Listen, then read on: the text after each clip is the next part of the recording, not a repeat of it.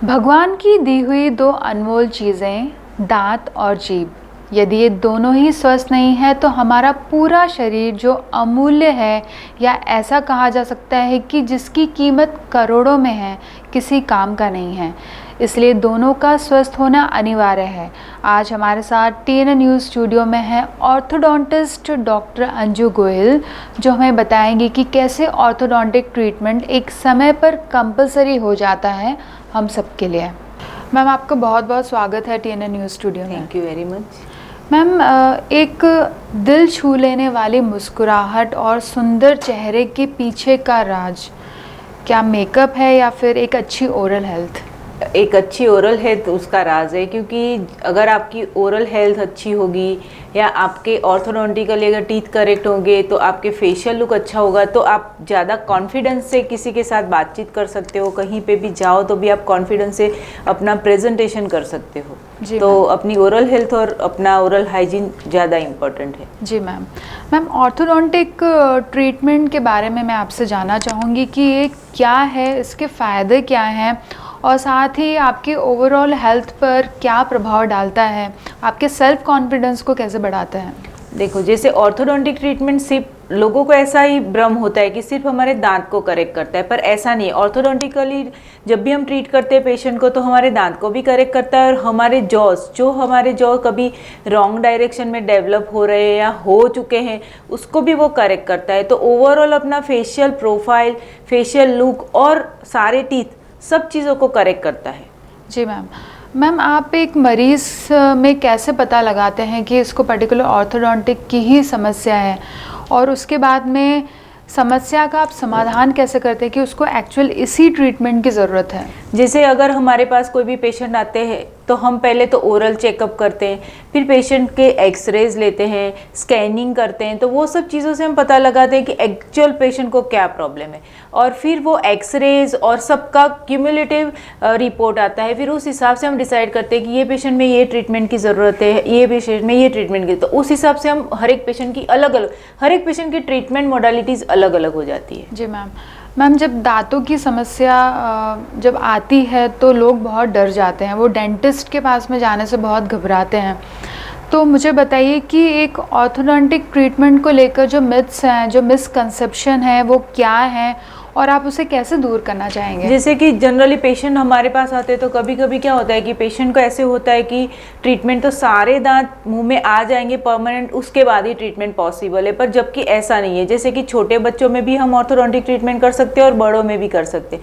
जैसे छोटे बच्चों में अगर बोन का ग्रोथ गलत डायरेक्शन में हो रहा है तो उसको हम ऑर्थोडोंटिकली करेक्ट कर सकते हैं, और ओल्डर एज ग्रुप में भी हम ऑर्थोडोंटिक ट्रीटमेंट कर सकते हैं। जैसे कभी किसी पेशेंट को इम्प्लांट कराना है, ब्रिज कराना है और टूथ का ऑपोजिट टूथ की पोजीशन प्रॉपर नहीं है तो भी हम ऑर्थोडोंटिकली उसको करेक्ट कर सकते हैं। तो ऐसा नहीं कि ऑर्थोडोंटिक ट्रीटमेंट सिर्फ एक स्पेसिफिक एज ग्रुप में ही हम कर सकते हैं, उसको कोई भी एज ग्रुप में हम ट्रीट कर सकते हैं ऑर्थोडोंटिकली। जी मैम।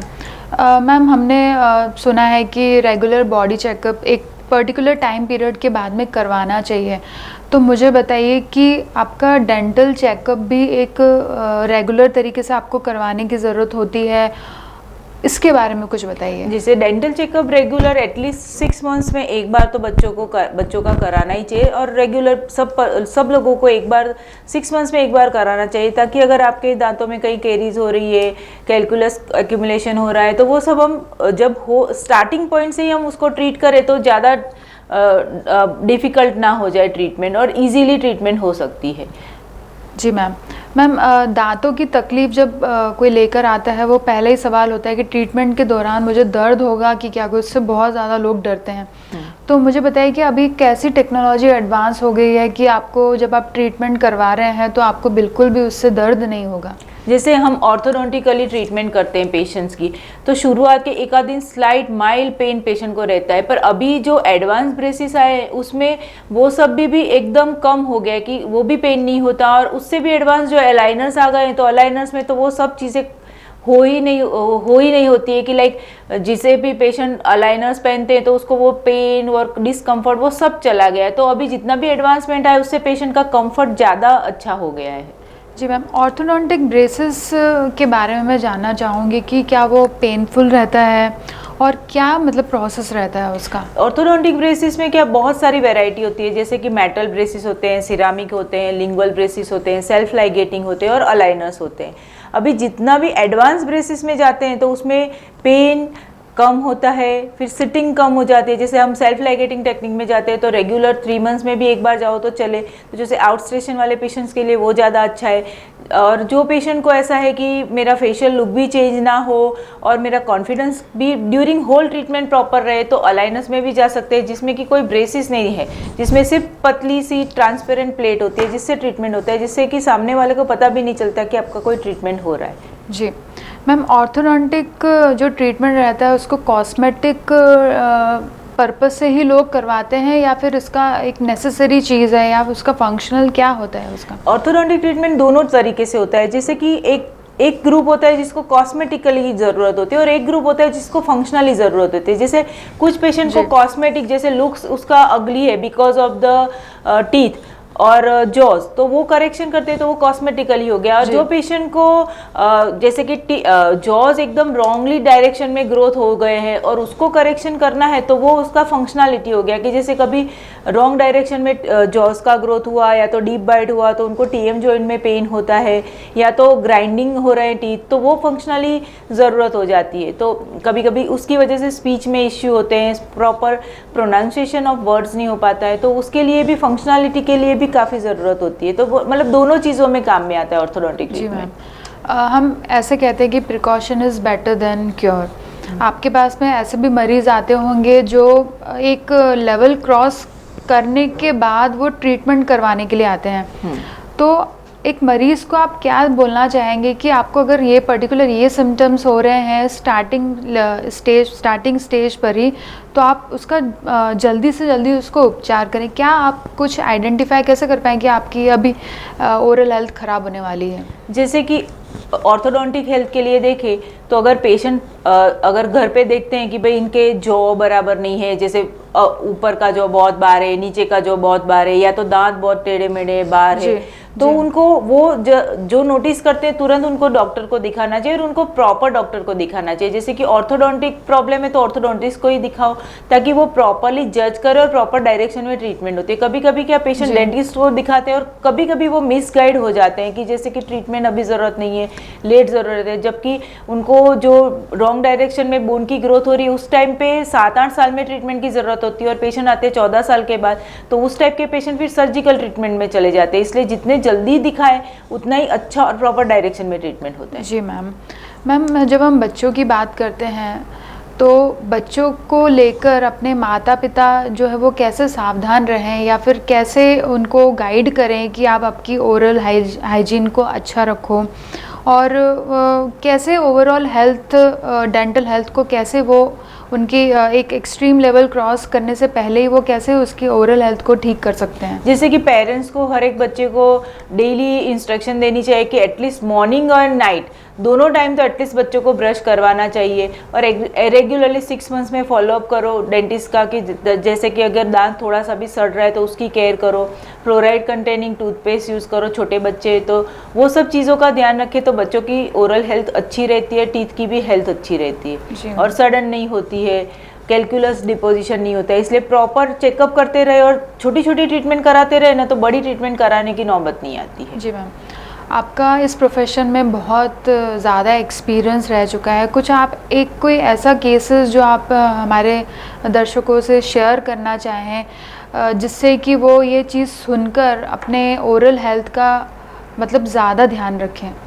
जैसे कि ऐसे तो बहुत सारे पेशेंट्स हैं कि जैसे कि मेरे कुछ पेशेंट ऐसे हैं कि जो ट्रीटमेंट के लिए ऑर्थोडोंटिक ट्रीटमेंट के लिए आए थे, ऐसी लड़कियां कि जिनकी शादी नहीं हो रही होती है कितने 5 साल से, और जब ब्रेसिस का ट्रीटमेंट कराते हैं और उनके दांत और फेशियल लुक एकदम अमेजिंग हो जाता है और तुरंत ड्यूरिंग ट्रीटमेंट ही उनकी एंगेजमेंट हो जाती है, शादी हो जाती है। एंड मैंने ऐसे पेशेंट देखे कि जो 2 साल में तो उनके बच्चे भी हो गए, तो आई फील वेरी गुड कि लाइक पेशेंट को सब कुछ मिल गया, जो वो 30 ईयर तक वो जो वेट कर रहे हैं वो सब मिल जाता है, तो वो मुझे बहुत हैप्पीनेस देता है कि पेशेंट की पूरी लाइफ बन गई एक सिर्फ ऑर्थोडोंटिक ट्रीटमेंट की वजह से। मैम, कुछ लेटेस्ट एडवांसमेंट आप शेयर करना चाहेंगे जो पर्टिकुलर इस ऑर्थोडोंटिक ट्रीटमेंट को लेकर अभी आए हैं? लेटेस्ट एडवांसमेंट में तो अभी जो इनविजिलाइन अलाइनर्स है वो ज़्यादा चलते हैं आजकल, क्योंकि बच्चों को क्या वो अलाइनर्स से सबसे बड़ा फायदा ये है कि आप जो खाना है खा सकते हो, तो वो बच्चों को जो फूड रेस्ट्रिक्शन होता है बिकॉज ऑफ ब्रेसिस वो हट जाता है, तो वो सबसे ज़्यादा बेनिफिशियल हो जाता है बच्चों को कि भाई जो खाना है खा सकते हो और हमारे दांत भी सही हो जाएगी। तो एडवांसमेंट तो मेन अभी अलाइनर्स ही है।